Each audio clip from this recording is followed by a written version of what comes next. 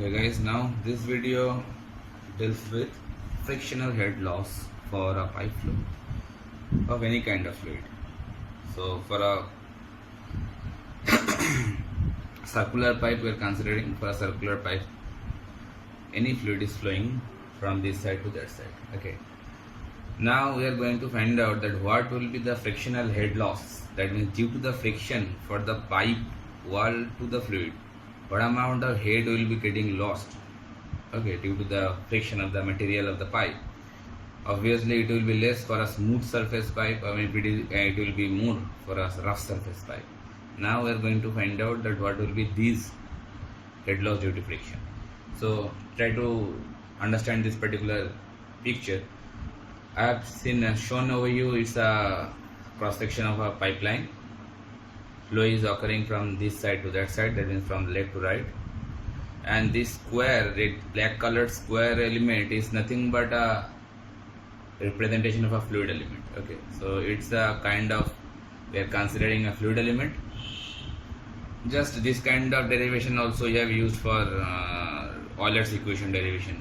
Okay, so we are considering a fluid element inside that pipeline. Now the fluid element obviously having a pressure filling leftward and rightward obviously, and we all know that, and during the Euler's equation derivation we have assumed that same pressure difference both the sides of the fluid element. You can go through the derivation of the Euler's equation, you can check it over there. So this particular fluid element, when the fluid flow is occurring from left to right, so higher pressure filling or higher pressure force will be acting at the left side and the lesser amount of pressure acting on the right side. That is known as favorable pressure gradient. Okay, we are assuming that P star is the amount of pressure acting from left to right in this particular area, and P star minus del P star, that means I am assuming that minus del P star is the amount of pressure loss that's due to that the pressure flow is occurring from here to there. Okay, so P star minus del P star is the amount of pressure acting at this particular fluid element. Okay, now the length of that fluid element I am considering L, and the shear stress whatever acting with the fluid element and the pipe surface, I am considering that one by tau W, that means the shear stress of the wall with the fluid element. Okay, now the new thing is coming over here, that is weighted perimeter. Weighted perimeter is nothing but a perimeter which is weight. Okay, so if it is a circular pipeline and if it is running full means a pipeline completely filled with fluid and it is running full, that is not half filled or quarter filled, not like that. The pipe is completely filled by fluid. Okay, that particular point, that the weighted perimeter, that is S, will be represented by 2 pi r. If the r is the internal radius of the pipe, then 2 pi r will be the weighted perimeter, because the whole perimeter inside of the pipe, that is weight. Got it? Now if it is a rectangular channel means a kind of irrigation channel, and if it is a rectangular channel and if it is open to atmosphere, I have drawn a small diagram over here, that is a rectangular channel open to atmosphere. Here it is open, acting atmospheric pressure over here, and the depth of that particular channel is D and the breadth or width of the channel is B. Then for this particular channel, the weighted perimeter S will be B plus 2D, that means this one plus this and this. So that one is the weighted perimeter for rectangular channel when it is running full. Mind it, when it is running full. Okay, so this is all regarding this picture. Now coming, we are going to balance. Now we are going to balance force both the sides. So you can write by force balance we can write for this particular case that P star multiplied with A minus P star minus del P star into A, that means that is the pressure into area, that means pressure force, and it is P star minus del P star, that means pressure acting at that particular end, multiplied with the area means the area of that particular A is the area of fluid element. You can consider it like area of the pipe also, because the fluid is running full. So the area of fluid element can be considered like a area of pipe also. Okay, so the area of fluid element. So that is the pressure force, and it will be balanced with the shear stress, that is the acting shear force acting at this particular direction. So that shear force can be written like shear stress multiplied with the surface area. Surface area can be written like this way, see, S into L. That S into L is, this term is known as surface area. Why? Because S is represented by weighted perimeter and L is the length of that particular fluid element. So if it is perimeter multiplied with another length, so it will obviously give you some area, or rather say it is known as surface area, because perimeter deals with surface length and multiplied with the length of the element. So surface length again multiplying with the length, so it will give you a surface area. Okay, so that way it is the force balancing. Pressure force equals to shear force. Because there is net pressure force, it is rather say, and this thing is rather, we can say net pressure force.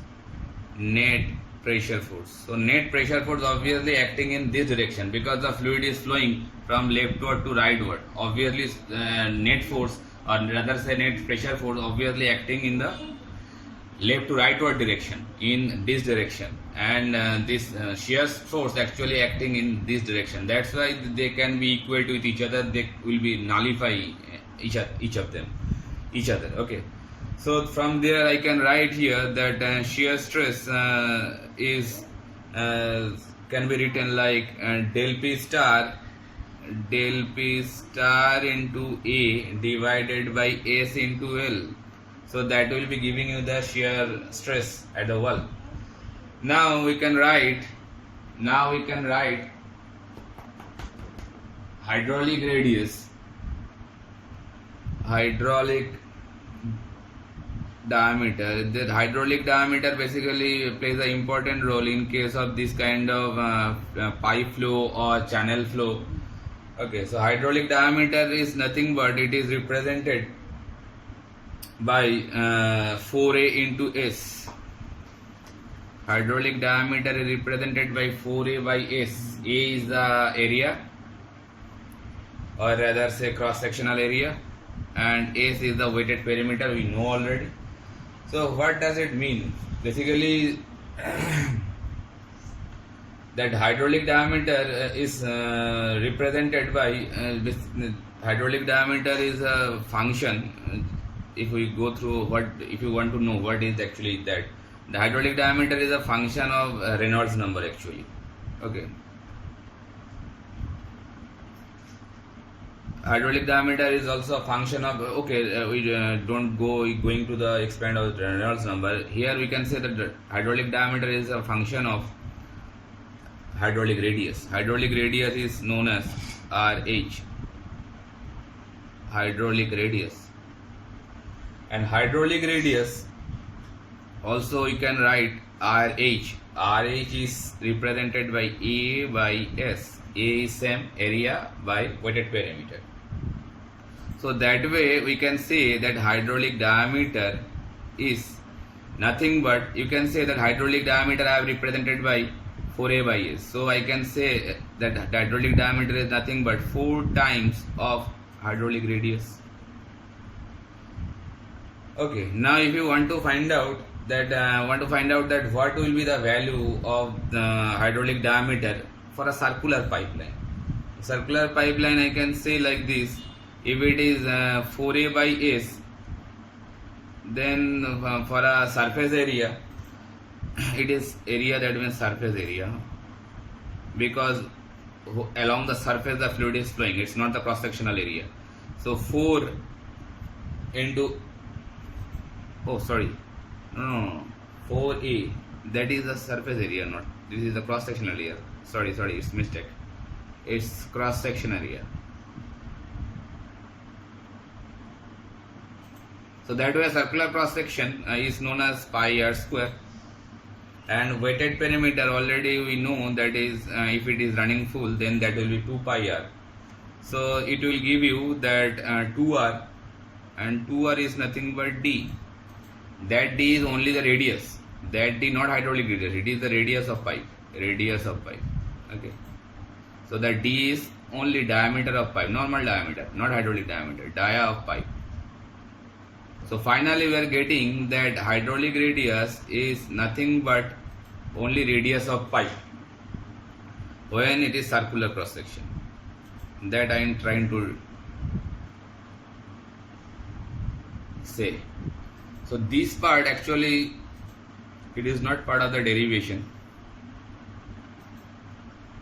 I just want to clear one thing, that hydraulic diameter for a circular pipe, it is nothing but the diameter of the pipeline, internal diameter of the pipeline. Okay.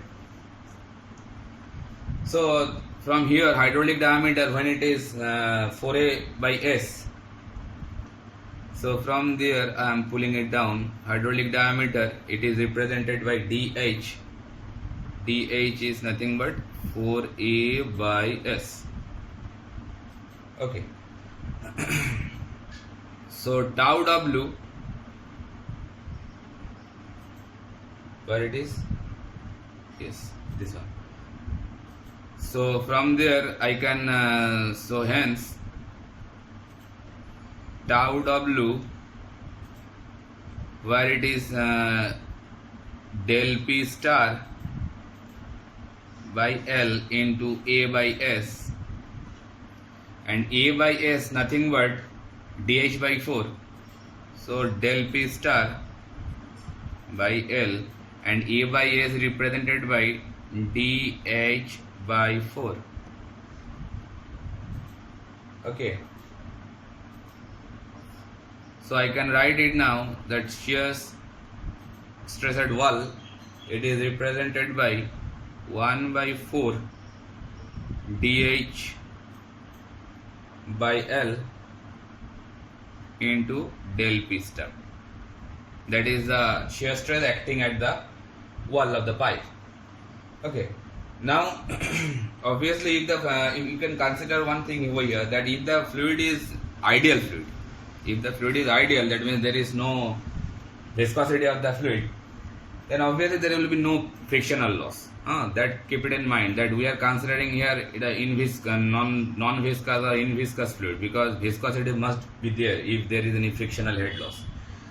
Okay, if the fluid is ideal, there will be no head loss, so it will not come here.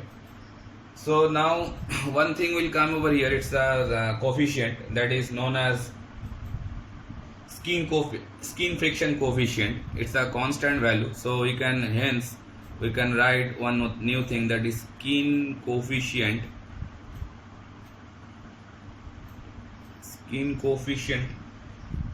or rather say skin friction coefficient, not skin coefficient, it is better to say skin friction coefficient. One second.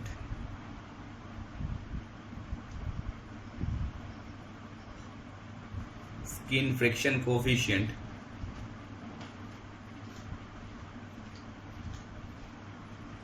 its skin friction coefficient, that is represented by CF.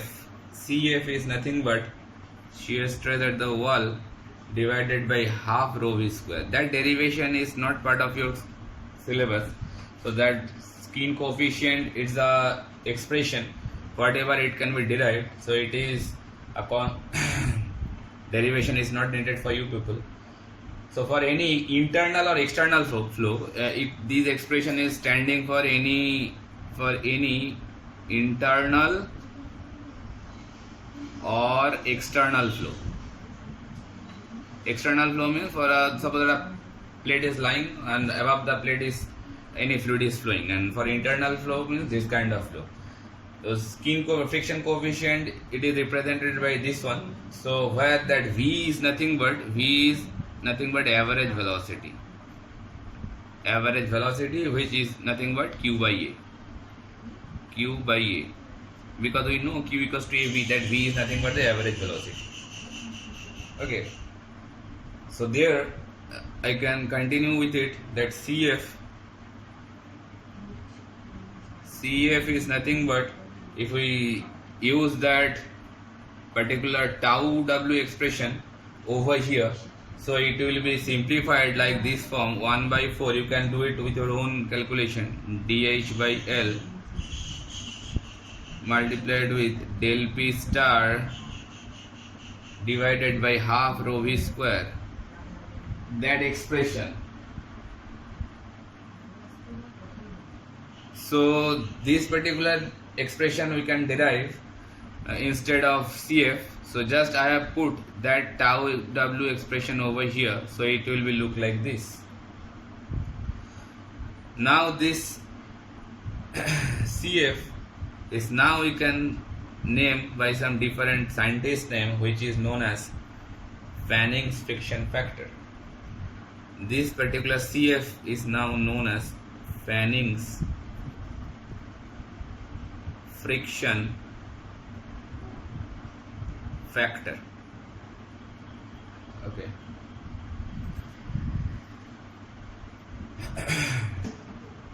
So from here, if we try to find out del P star expression, if we shuffle that thing left side to right side, so del P, or rather say del P by rho G, we need del P by rho G. So del P star by rho G, if you shuffle from here,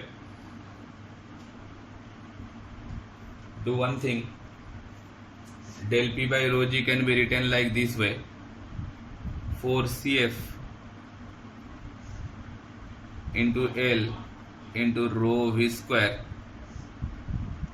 by 2 dH into rho G. Okay.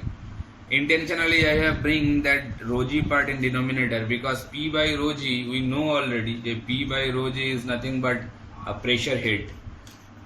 In Bernoulli's equation we have used that kind of expression, P by rho G, and we have expressed that thing by pressure head, or where it is written del P by rho G, so it is better to say that pressure head or difference of pressure head. Okay, that del P by rho G, it is the head loss due to due to the friction, or pressure head loss due to the friction. So that del P by rho G can be expressed by this kind of expression, and it is also can be written by del H.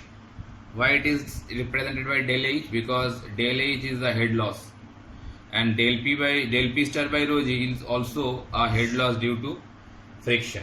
So that way del H can be expressed by this kind of expression. Now I am just removing the top part. Okay. So if we remove this, if we copy that particular expression, that del H is now, it can be represented by 4 CF L V square by twice G into D. Okay, where that CF is nothing but a Fanning's friction factor. Okay, now another scientist comes into picture after this Fanning's. Darcy's comes into picture, and Darcy's friction coefficient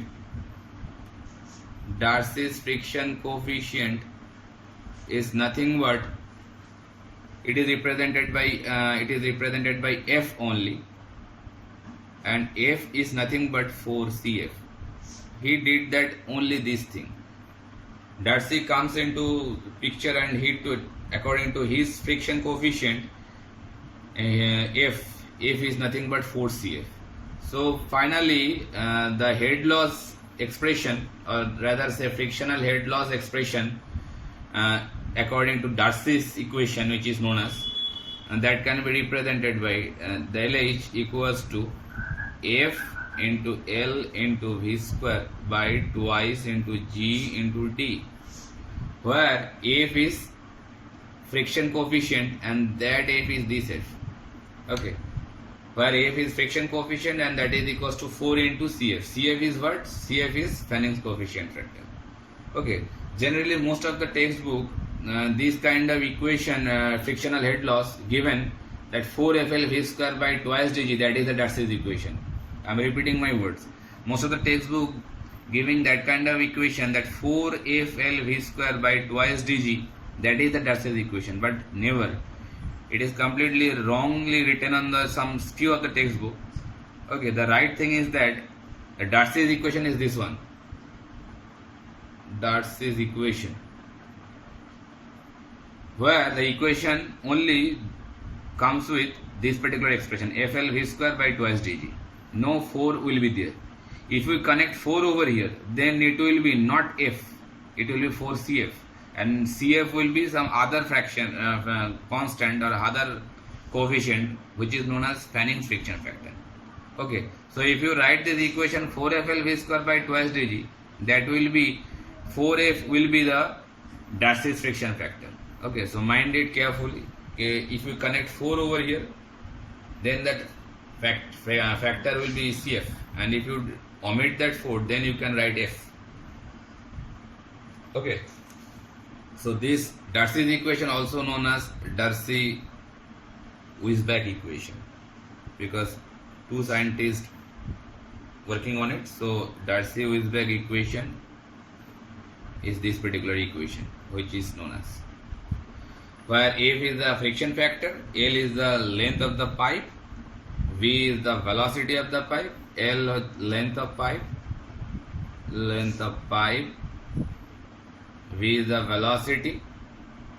velocity of fluid, or rather say average velocity, and D is the diameter of pipe, dia of pipe.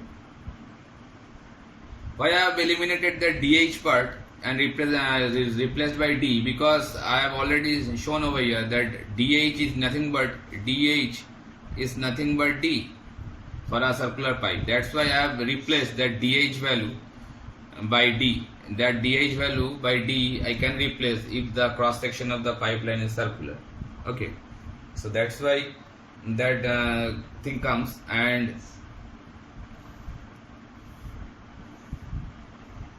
with that Darcy's equation, that for laminar flow, if for a laminar flow, that Fanning's friction factor CF is written by 16 by RE. That Fanning's friction factor basically a function of Reynolds number. So CF is for laminar flow, that can be written like this way. Okay.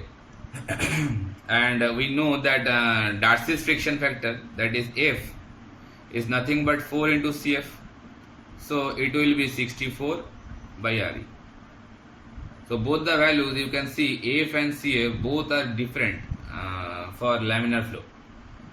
Okay, and we all know that Reynolds number, based on Reynolds number value, if it is greater than 2000, then the flow is nothing but turbulent for a pipe flow, mind it, for a pipe flow. And Reynolds number, if it is less than 2000, then it is laminar flow. We know already for a pipe flow. It will be different for channel flow. Okay, so from here, if we know the F value, that means if you know this particular value and that particular value, Reynolds number and F, both of this value will give you a curve which is known as Moody's diagram. It's very important. Moody's diagram is nothing but a plot between F versus RE. So if we, it's a very important diagram, and which is basically used to solve some numericals. So Moody's diagram is nothing but, you can write it and show it like this way, that Moody's diagram, it can be shown like this way. In this particular axis it is given F, and in this particular direction it is given that epsilon by D.